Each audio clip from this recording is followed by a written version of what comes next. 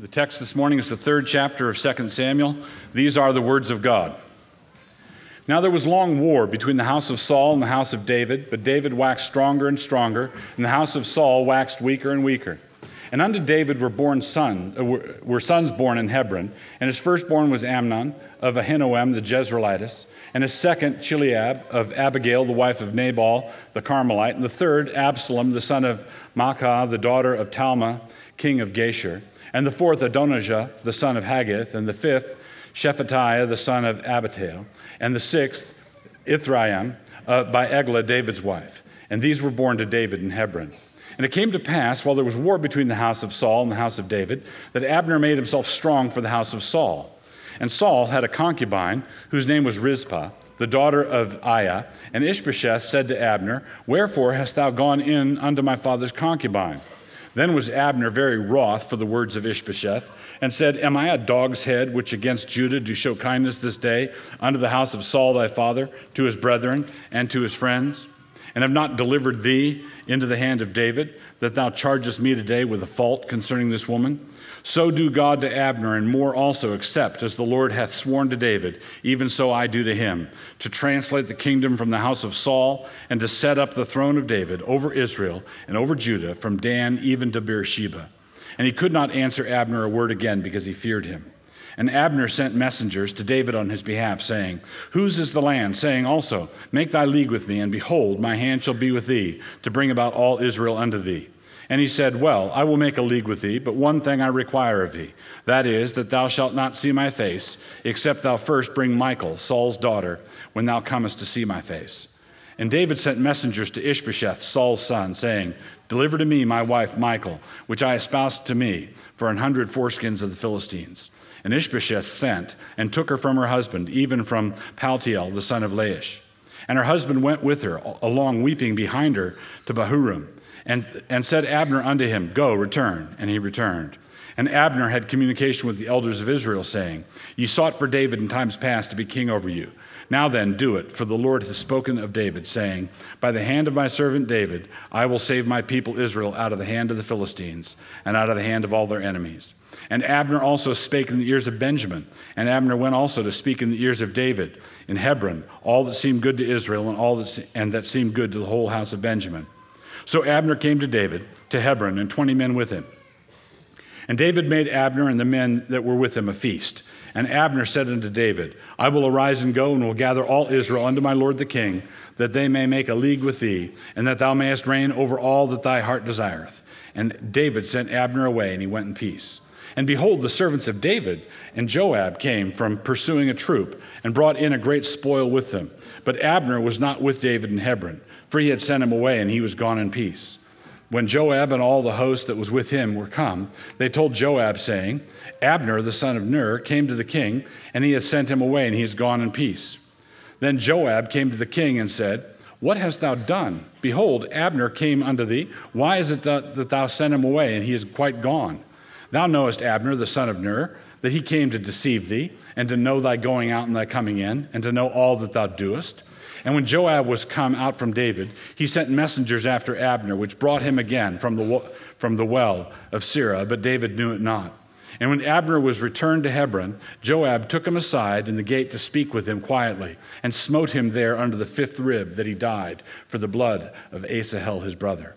And afterward, when David heard it, he said, I and my kingdom are guiltless before the Lord forever from the blood of Abner the son of Ner.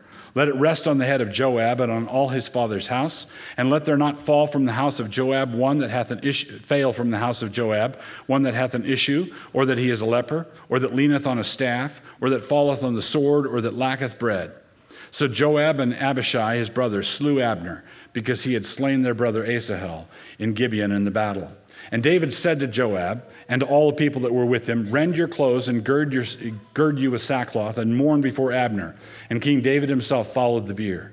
And they buried Abner in Hebron. And the king lifted up his voice and wept at the grave of Abner. And all the people wept. And the king lamented over Abner and said, Died Abner as a fool dieth? My hands were not bound, nor thy feet put into fetters. As a man falleth before wicked men, so fellest thou. And all the people wept again over him. And when all the people came to to cause David to eat meat while it was yet day, David sware, saying, So do God unto me, and more also, if I taste bread or aught else, till the sun be down. And all the people took notice of it, and it pleased them, as whatsoever the king did pleased all the people. And all the people in all Israel understood that day that it was not of the king to slay Abner the son of Ner. And the king said unto his servants, Know ye not that there is a prince and a great man fallen this day in Israel? And I am this day weak, though anointed king. And these men, the sons of Zeruiah, be too hard for me. The Lord shall reward the doer of evil according to his wickedness. Father in heaven, gracious God over all, we look to you now for understanding. We know that without your Spirit, there's nothing in your word that we could understand rightly. By our own lights, we could not understand up from down. And so we plead with you now, in the name of Jesus, to give us what we cannot have apart from you. In the name of Christ, amen. Amen.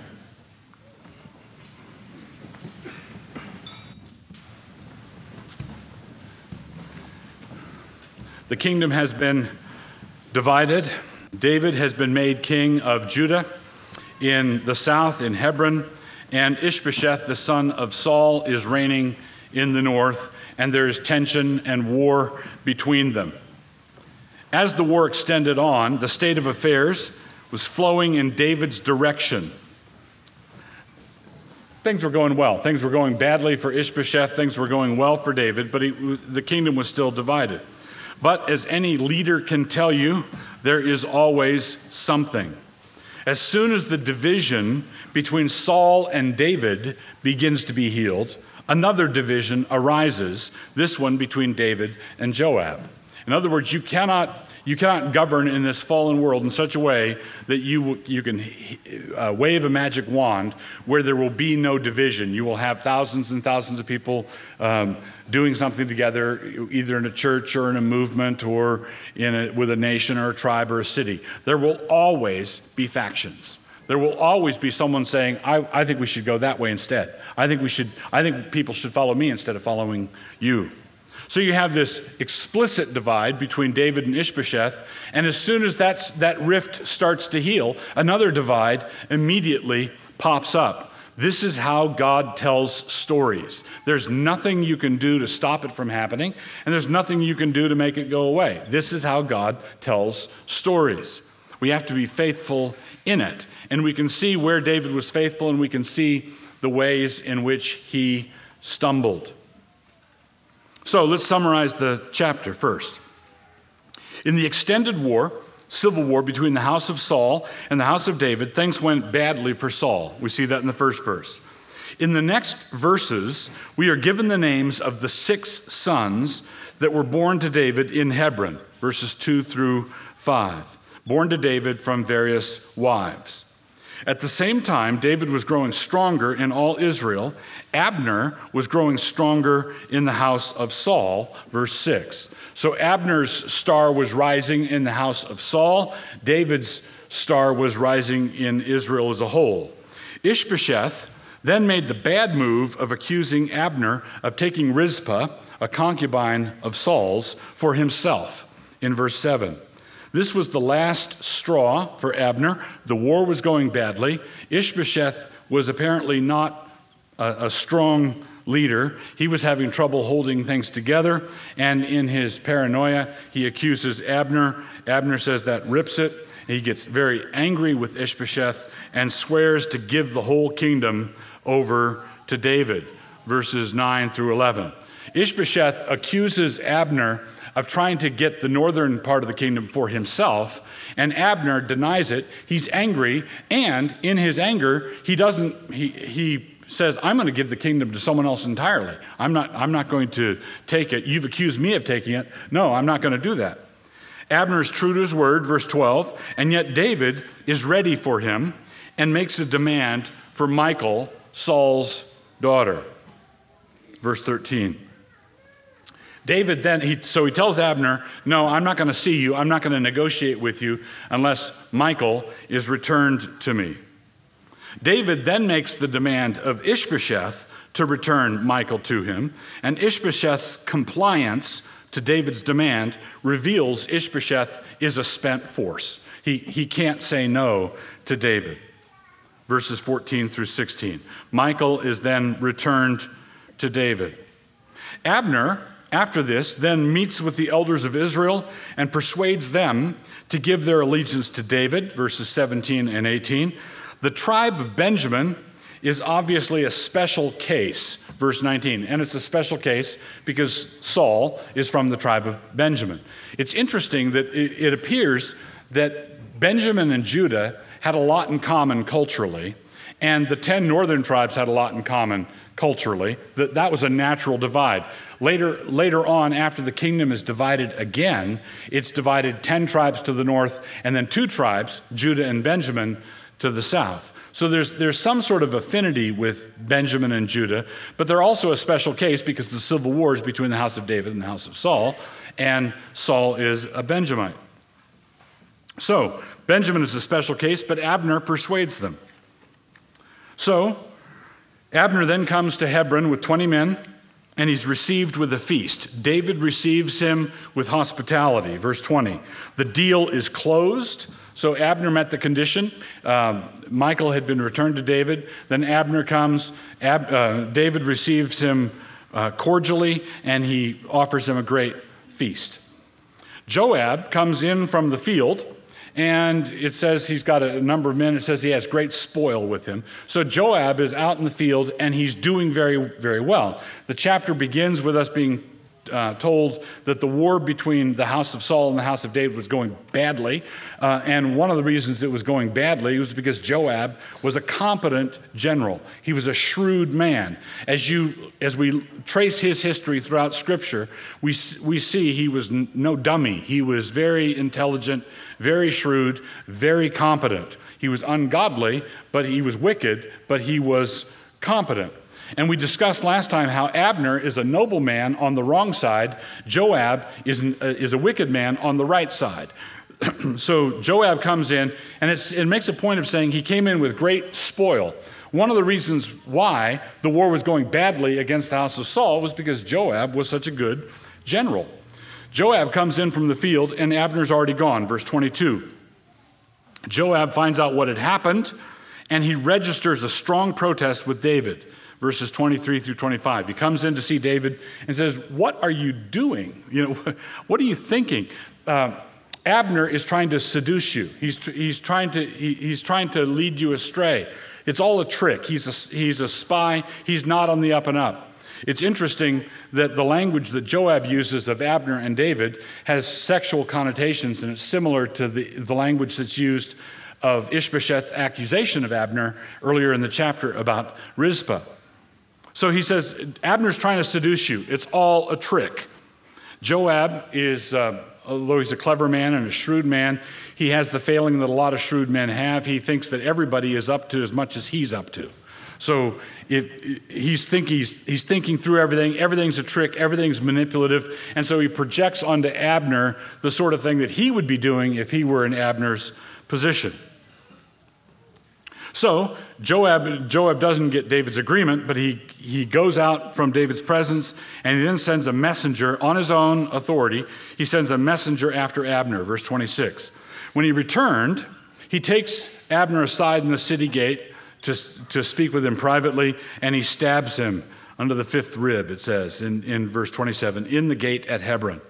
When David heard about it, he disclaims all responsibility, and he curses the house of Joab, verses 28 through 30.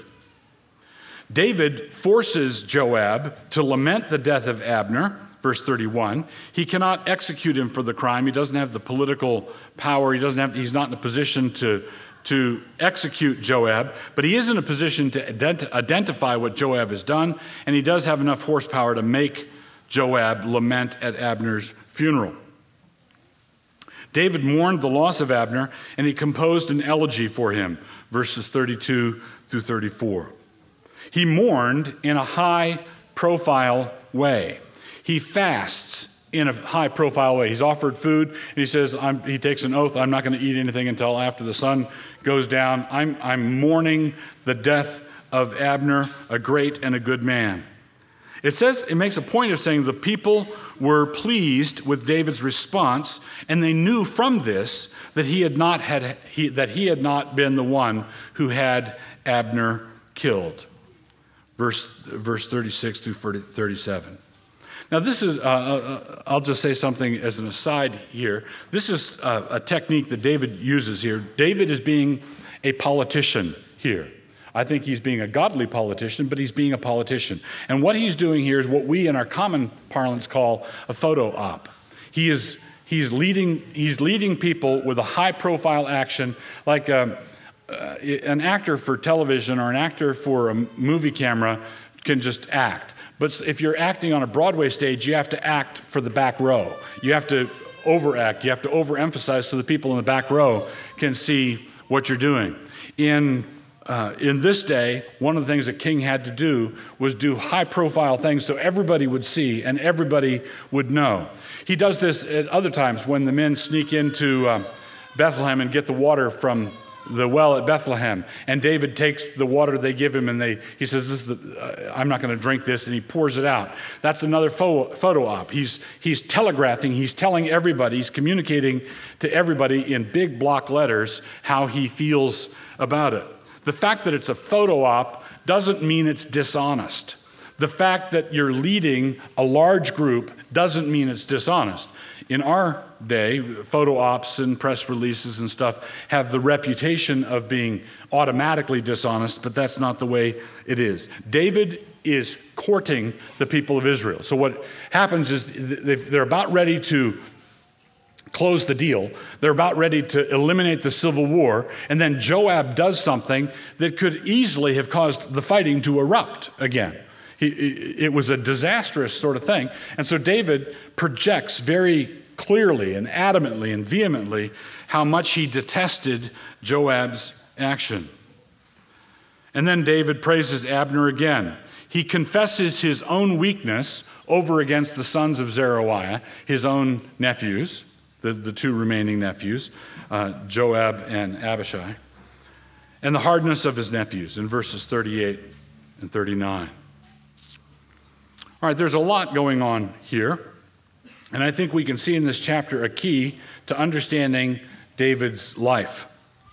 One of the first things we have at the beginning of the chapter is an outline of the sons that were born to David in Hebron. We have yet another biblical sample, another biblical example of what a bad idea polygamy is. With multiple women, a man is easily able to beget more children than he can be a father to. He is their biological father, but he can have more children and he can have more sons. He can be a king and he can have a palace full of princes, more princes than the king can be a father to. Some men are even able to do that with one woman. They can have more children than they are willing to be a father to. But when you have many wives, when you have polygamy, it is guaranteed that you will have more children than you can be a father to. This plays out with disastrous consequences later on in David's life. It's not, the kids didn't turn out and they got into trouble with the law and went to prison.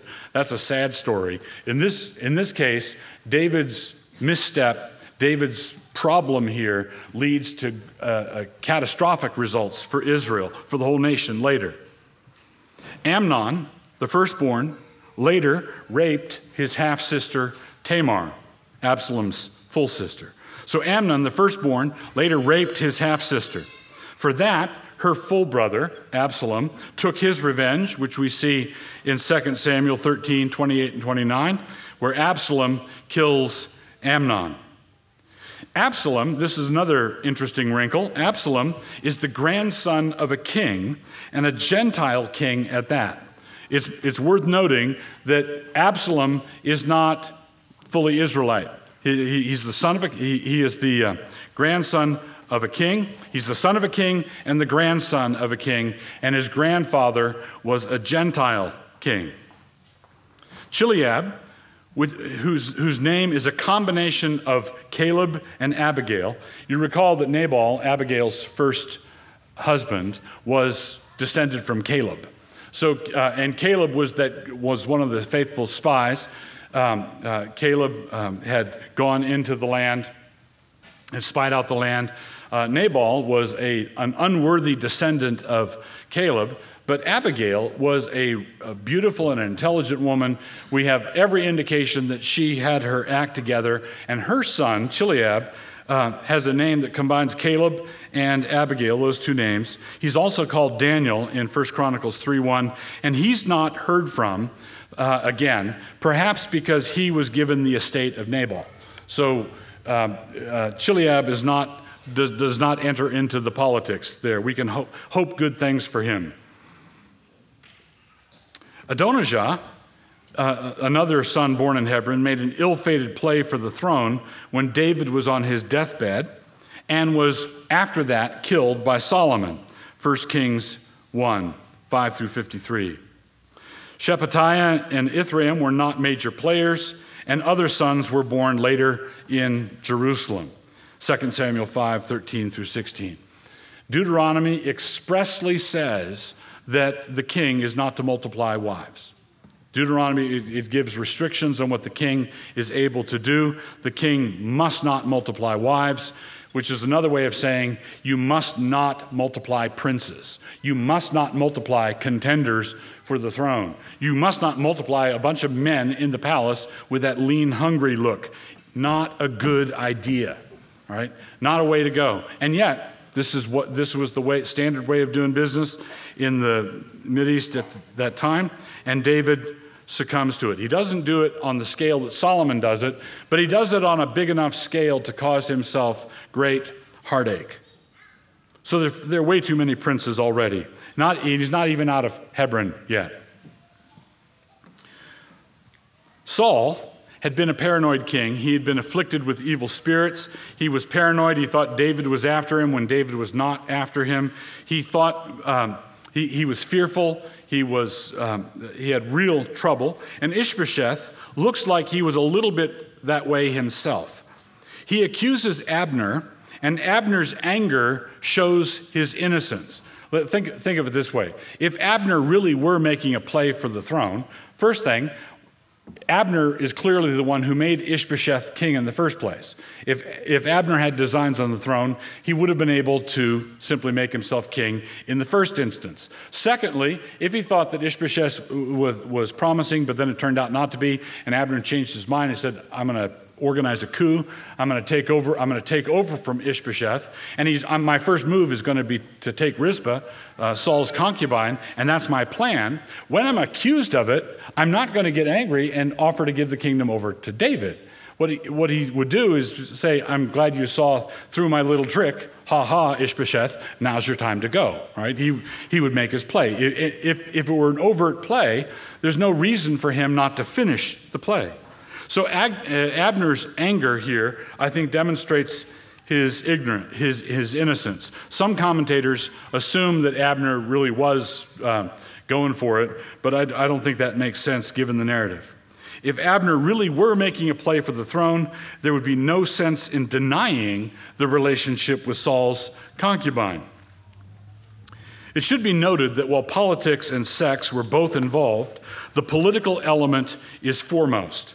A concubine was a slave wife or a second-tier wife, a wife that didn't have as much status as a free wife. She was not endowed. She was a second-tier wife. She was a slave wife.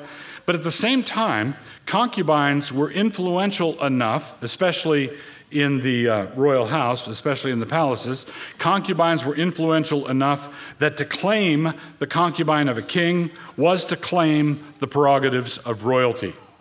We see this with how David inherited Saul's concubines, 2 Samuel 12:8. When Nathan comes to rebuke him for taking Bathsheba, one of the things that God says, didn't I give you Saul's concubines? Didn't you inherit Saul's concubines? 2 Samuel 12:8. We see this with Absalom's treatment of David's concubines in 2 Samuel 16:21 through 22. This was a very overt way of making a political statement. The prerogatives of the former king, I now have. So David had that with Saul's concubines, and Absalom did that in his revolt against David by taking his concubines, or at least the concubines that he'd left behind. Then you have later on Adonijah, one of the sons born in Hebron, makes a request in 1 Kings for Abishag. You remember that Abishag was not technically David's concubine. You remember she was the woman brought in when David was on his deathbed. She was sort of brought in as an animated hot water bottle. And so she came in, but even that, for when Adonijah asks for her, Solomon says to Bathsheba, don't you see what he's doing? Don't you see what this is? Solomon was as shrewd as Joab, but without the extra baggage. Ishbosheth therefore was accusing Abner in a slanderous, not to mention idiotic way. He accused him in a slanderous way, and he accused him in an idiotic way. In other words, Ishbosheth opened up a fight with Abner that he couldn't finish. It says all Abner had to do was get angry, and that shut Ishbosheth up. There was nothing he could do, nothing he could say. And Abner said, I'm going to go give this whole kingdom to David. What are you going to do about it? And Ishbosheth couldn't do anything about it. Now, we're not told, because of how the story plays out, we're not told what would have happened to Ishbosheth had the kingdom been peacefully transferred over to David. Given David's treatment of Jonathan's son, given David's character, I don't think he would have killed Ishbosheth, but we're not told one way or the other. Now, after Joab kills Abner, doing so because Abner, you recall, had killed Joab's brother in battle, it refers to that in verse 30.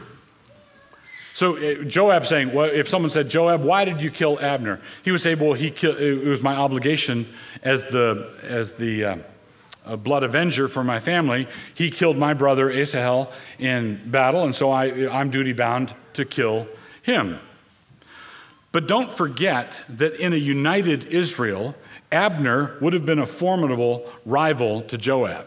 Joab is the chief of staff. He's the commander of all the armed forces. He has a very influential position, and in a reunited Israel, Abner would have been a better candidate for that position. David would have much preferred to have Abner as the commander than Joab as the commander. And Joab, thinking ahead, he's playing chess and he's thinking 3 moves ahead. Joab knows that Abner would be our formidable rival. At the same time, Joab had enough, we might call it societal cover, for his actions to make them debatable. In other words, this is one of those political situations where he could say, well, I was just blood avenger. I was doing what our ancient customs require me to do. And a bunch of people would say, yeah, that's right. And others, like David, would say, no, here are some problems. They were not debatable among righteous men. Abner had killed Asahel in honest battle after repeatedly trying to avoid doing it. Remember, Asahel was chasing Abner. Abner said, how am I going to face Joab if you make me kill you? He wasn't afraid of him. I don't want to kill you. I don't want to kill you. And finally, his hand is forced by Asahel, and he kills him in honest battle after repeatedly trying to avoid killing him. Moreover, even if Abner had killed Asahel in what you might call an honest manslaughter, the Deuteronomic law had certain provisions. The Mosaic law had certain provisions for what happens when you are guilty of manslaughter. When you didn't hate someone beforehand, when you accidentally killed them, as when an axe head flew off the handle or something, and you accidentally killed them, what do? The blood avenger from the family of the deceased would come after you. So God established certain cities of refuge. And the cities of refuge were established throughout Israel where someone guilty of manslaughter could flee, could go to that city of refuge and be protected in all debatable matters. If it was manslaughter, this is with Abner and Asahel, it was open and shut. It wasn't even debatable. But let's make it a debatable matter. Let's pretend that it was a debatable matter. Abner could have fled to a city of refuge. Well, as it happens, Hebron was one of those cities. Hebron was one of those cities, and Joab takes him aside in the gate of Hebron, a city of refuge, and kills him for killing his brother. So Joab murdered Abner. This means that while David could not bring a murder charge formally, He could identify Joab as a wicked man, which he plainly does. He does this through the curse that he pronounces and through his lament for Abner. The curse is bad enough on the surface. May every man in Joab's house have one of the following at least, right? May every man in Joab's house, everybody descended from him, may one of these things at least happen to him. May he have a continuous running discharge, or he could be a leper, or he could have to work with a spindle, or doing women's work, or he could fall in battle, or he could go through a famine. He could go without bread. Now, this is a world-class curse. Note that the first two, the running discharge or being a leper, would exclude such a person from being able to approach the Lord in worship. It would make the person ceremonially unclean. He also laments the fact that Abner fell in the way he ought not to have. He fell in the hands of the wicked. That plainly identifies Joab as a wicked man. So David knows what Joab's like. David knows what Abner is like. Well, what happens? At the very moment that David is coming into his kingdom, right? God has been blessing him and blessing him and blessing him. When Saul sought the Lord's direction, because of Saul's disobedience, it was like the heavens closed up. He couldn't get direction from the Lord, and when he did get direction from the Lord, he didn't follow it, and that was the difficulty. David, on the other hand, seeks the Lord. He seeks counsel from the Lord. Do I go to battle? Do I not? What do I do? He seeks the Lord for all his foreign adversaries. When he's dealing with an army across the valley, when he's dealing with the Philistines or with Saul's troops pursuing him, David seeks the Lord. David doesn't do so well seeking the Lord when it comes to domestic politics. He seeks the Lord for matters that you might call the field of battle, but when it comes to things that are close to home, he doesn't seek the Lord. Throughout the course of his life, his great failures, I think, were rooted in sins of omission. David's great failures were rooted in sins of omission. He failed to deal with Joab at the very beginning of his consolidation of power, and he has to charge Solomon to finish that particular business for him. So Joab doesn't get what's coming to him until after David is deceased. So he doesn't deal with Joab at the beginning. Now he says at the very end of this chapter, I don't have the horsepower. I can't deal with Joab. I don't have the strength to deal with Joab. But what should that make you think? Did he have the strength to face Goliath? No. Did he have the strength to successfully resist Saul? No. Did he have the strength to deal with the Philistine power? No. David never did have the strength to do all the great things that he did when he was trusting God and seeking God's will. He doesn't go before the Lord here and say, Lord, what should I do with Joab? What do I do about Joab? You've given me this kingdom. What do you want me to do with Joab? How should I approach Joab? He just says, oh, well, politics. Joab's too strong for me. He identifies him as a wicked man, but he doesn't seek the Lord. It's a sin of omission. He doesn't seek the Lord about what to do with Joab. Later on, as we're going to see, he failed to go out with his army when Joab led the army out. He failed to go out with the army, and that was another sin of omission. That provided him with the temptation to adultery with Bathsheba. And when he has Bathsheba's husband killed, he does it by sending a message to Joab. Joab is willing to do a little dirty work, as David well knows.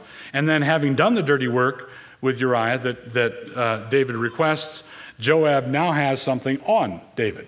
Right? Now, so he was up against it to begin with, and now he's really up against it later. And David failed to be the kind of father that he needed to be, and he soon had a palace full of princes who were themselves full of a sense of entitlement. But the Lord, who had been with him on the field of battle so many times, could have been with him in the realm of domestic politics. Why would the Lord be with you on the field of battle and not be with you when you're dealing with palace intrigue? Palace intrigue is deadly, and it's very important. The ramifications are crucial, but we have no indication that David asked the Lord, should I take all these wives? He didn't ask that. What do you want me to do with Joab?